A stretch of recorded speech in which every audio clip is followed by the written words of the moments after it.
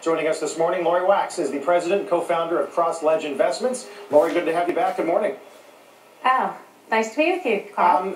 Do you own any of JCP? And if you don't, would you? We don't own it, and certainly there's just such a lack of clarity in terms of when, if, how this turnaround is going to come. Interestingly, we see this down 26%, and that's stunning enough. But Ron can't help himself, and halfway through the quarter, he spoke that trends were pretty similar to the prior quarter. So based on that, the last 6 weeks, trends decelerated to down around 30 to 35%. Yeah, Courtney was just discussing some of the lack of consistency in Johnson's story. At least that's what some allege. Is that a fair criticism? And is that why we're seeing numbers like this? Is it because the strategy is not clear, or maybe the strategy is clear and simply not working?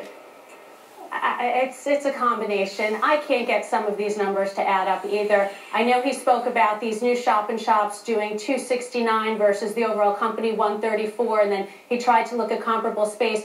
But he's also spoken about these new shops being 20% ahead of the rest of the store, which is a far cry from this double that he spoke about now. And if you look at it, these new shops, if they are now running this 20% ahead of the rest of the store, that's really just getting them back to where the productivity was in that space before this transformation program started. So definitely a tough time with the numbers that he's putting out there. We've asked some other analysts about cash positions and whether or not the balance sheet needs to be the focus now.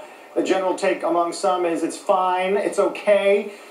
Inventories are not bloated going into the holidays. That's a plus. You've got the third quarter behind you when you do need a lot of that money. But when would that start to be an issue for you, if assuming things don't turn around before the second half of next year?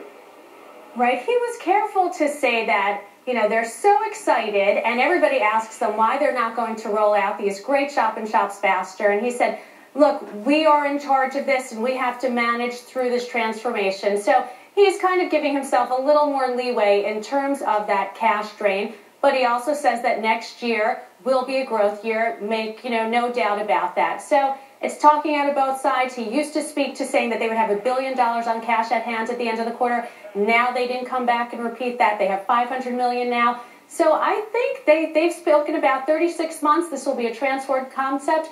A year from now, if they don't really start to see a dramatic improvement, they're going to start to have some real problems. And by dramatic improvement, you mean, I assume you mean positive comps of any kind. Yes, and maybe he has set the bar so low that he set the stage for a multi-year positive comp.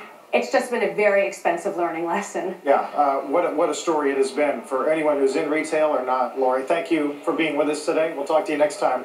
Lori Wachs joining us from Philly. Markets are pairing